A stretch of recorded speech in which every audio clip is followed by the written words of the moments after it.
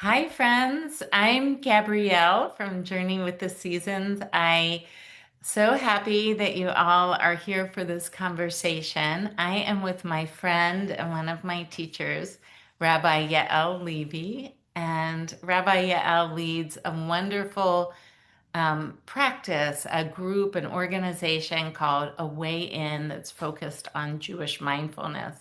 And yet, I have known you for, we figured it out, I don't know, close to 30 years, something like this. Crazy, crazy. Yeah, and through working at our synagogue where I was on the education staff for a long time while you were the rabbi for a long time, Yael, at Mishkan Shalom in Philadelphia. It gave me the chance to really get to know your work. I think you were one of my first teachers about what any kind of mindfulness practice was. You also, for people who are out there curious about spiritual direction, way before I did my own spiritual direction training, you were one of my first teachers, and really guides in spiritual direction. So really, this is very full circle to get to have you here for this conversation. Oh, it's an honor, and it's such a pleasure, such a joy and pleasure. Thank you so much. Really, really, it's such a joy. And Rabbi Yael is also a writer, and I'm holding up, there'll be a link to this beautiful book. I also just love the cover. Psalms, ancient songs for these times. I have really devoured this book and I've marked it up and highlighted and have my favorite pages, Yael. And I'm imagining that some folks who are listening know what the Psalms are, and other people like an idea or like all this, like the Lord, blah, blah, blah, blah, blah. So like, just tell us what the Psalms are, but also why did they call to you? I mean, it's great because, what are the Psalms, right? You hear about them, but what are the Psalms? The Psalms are ancient songs. They're ancient songs. And what's cool about the Psalms is that they're written over 1,000 year period, like over 1,000 years. Like really over 1,000 years. So like spanning such a long time by anonymous authors. We don't know who wrote these psalms, and they're songs and they're poetry that express kind of the depth and the width of human experience and emotion and questions and longing, and it's like I just feel like it's because we don't know who wrote them. It's like all of our songs through time and space. And well, the language can be a little bit difficult to get into. Like once I started listening to them, I just heard the echo of of like our very humanness, like what it means to be a human being in this complexness of being, complexity of being human and searching for meaning and understanding and connection. And they're part of the Bible. They're part of the Hebrew Bible. They're part of the Christian Bible. And I also feel like for myself, yes, for sure, they're part of this religious, but they're poetry. They're music that I feel like clearly from my book has great resonance for now. Uh, I I I really came into the Psalms, I think, yeah, Al, from times where you have shared them. And honestly, you shared as a writer, taking the poetry, and I know you've studied the Hebrew, very closely. Um, but I think channeling into your own voice. And so I'm wondering if you would read one for us so folks can Sure. get a sense of your voice that echoes through these ancient words. So let's go to Psalm 61. Okay. I just want to say something about my translations, because, obviously translation is always interpretation. And my translations are changing all the time. So in a way, it was like almost difficult to put this book to rest because I was like, oh, wait a second, I'll go over it and I'll just change like, it is, change one word or two words, and it feels like a completely different experience. So, I sit with it as much as I can. I listen as deeply as I can. It comes through, and it's always changing. But here it is in the book in this form. Psalm 61. To the composer to the composer of eternity, upon stringed instruments, for the beloved. Hear my shout, source of all. Please listen to my prayer. I call to you from the edge of earth, from a heart vulnerable and raw. Lead me to a rock that is too high for me to reach alone, for you are my refuge, a tower of strength in the face of treachery and fear. I dwell in your tent, hidden in mystery. I take refuge in the shelter of your wings, Selah. You hear my vows. You give an inheritance to those who are in awe. May the days of justice and compassion increase from generation to generation to generation. I sit with the mystery in the presence of the One. Love and truth stand guard. Yes, I will sing to all that is, with all that I am. I will make whole my vows each day. So, so beautiful, Yael. There were so many words that and phrases that jumped out to me. And like poetry, it's as you said, or song, it's powerful to read it on the page, but the spoken, it's and when you read it, the phrase, I call to you from the edge of the edge of the earth really grabbed me because what a way to describe, when we're really feeling ourselves on that edge and barely hanging on. Those words just took me to that place, to that emotional place. And that heart that's vulnerable and raw, right? Oh Yeah. my gosh. Yeah. And I And think what you said, Gab, too, that they're meant to be said out loud. Like in yeah, my teaching, I always invite people to read it out loud, even you sit in your own room by yourself, because it completely changes the experience to give these words breath.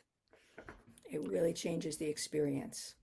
I mean, I could feel it come to life, and also that, you know, something you've taught me that sometimes we do have to sit with the mystery of our experience, of our consciousness, of our being, and that came through. When you introduced earlier about the Psalms, I didn't realize that they had been written over 1,000 years. That's really imagining our life now and 1,000 years back, the spans of human experience that Exactly. that would Exactly. encompass. Yeah. And yeah, Al, you in the book, people will find these beautiful translations like what we just heard, but also I want to ask you about your decision to share from your own humanness, your own why these matter to you, your own vulnerability, because I think for any of us who write, that's a hard place to see it on the page. To first of all, for some of us, just putting the words about our vulnerability on the page takes tremendous courage. And then the decision to say, yeah, these are words that I want to share with the world and share my truth with the world. Looking at you, you write about, there was one conversation I loved where I think you were getting frustrated. I don't remember if it was traffic or you were with a friend. There was something that was bringing out that very like impatient side of you. And your friend said, wait, you're a mindfulness teacher. You're like, right? It doesn't mean that you are not a human and an impatient human. And I just love those moments where you share this It about was yourself. traffic. It was traffic, Traffic. which Yeah, is a thing for me. Yeah. please. Yeah. But how did you decide as a writer what felt safe for you and how and why you wanted to reveal your vulnerability as you wrote these psalms? So thanks so much for the question, Gab. I mean, I think it's so deep and beautiful.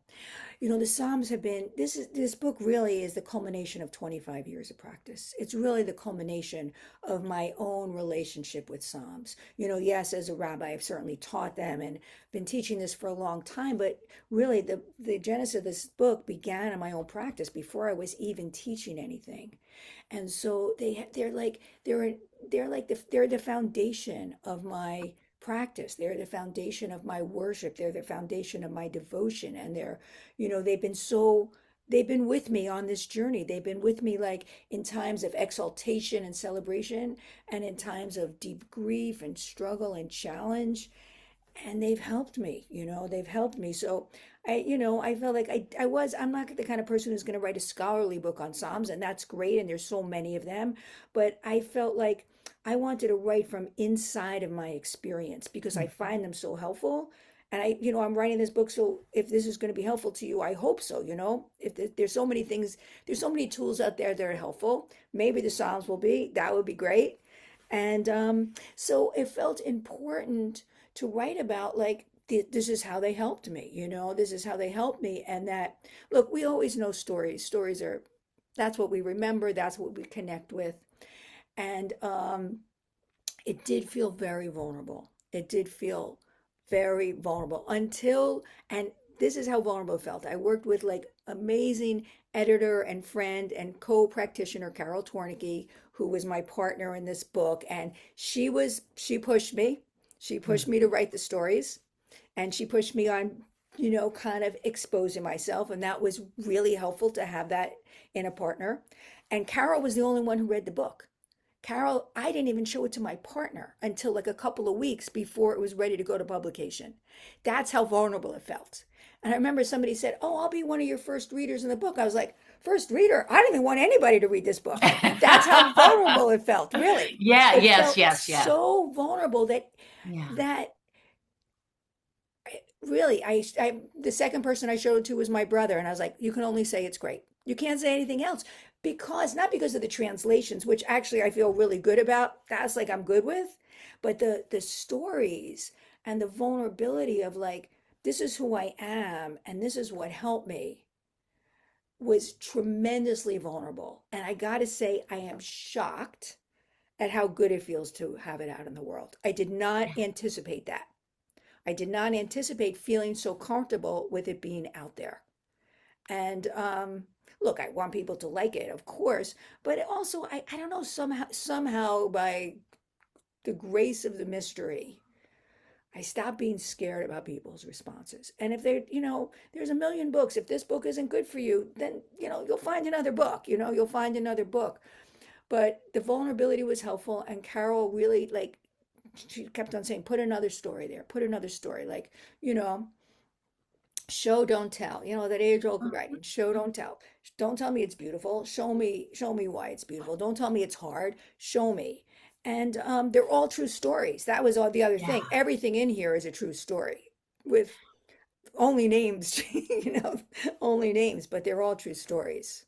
Well, you had wonderful guidance from Carol. We lift that up, and we often talk in our writing circles about, right, having those safe people that you can share with, having those guides when you want to take your work from something very private, this was your practice into sharing out in the world.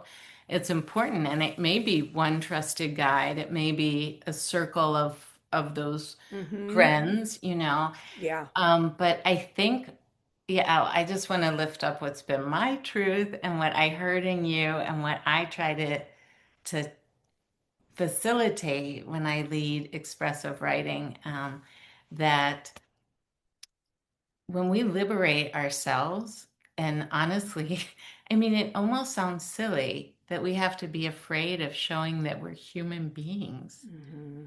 right? That we have flaws, that we struggle, yet we know every human being does. But the world around us, like we still have this veneer that will be safe if people think we're together, this or that.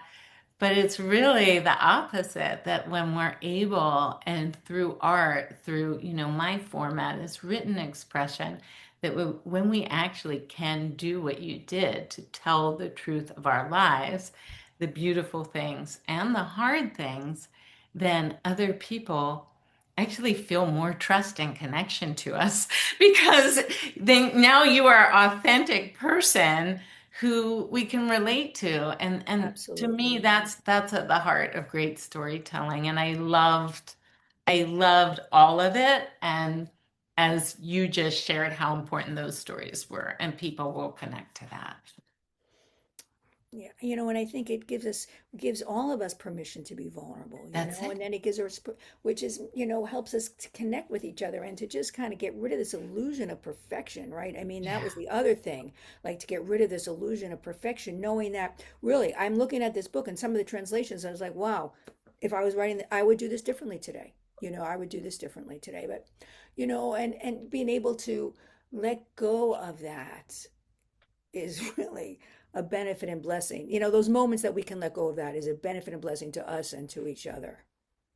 I agree. I agree. I know. So many writers always want to go back and do the editing, but yeah, Al, thank you for being with me. Thank you for this beautiful conversation. And I'm excited to just keep enjoying the book. Thanks, Gab. Thank you so much. And it is a beautiful full circle. And really, Yeah, Yeshikok, like, just great blessings on all the work that you do and all the goodness and blessing you bring into the world. And may the creative spirit guide us in these days and open up paths for justice and peace. we need that. Amen. Thank you, Amen. Yael.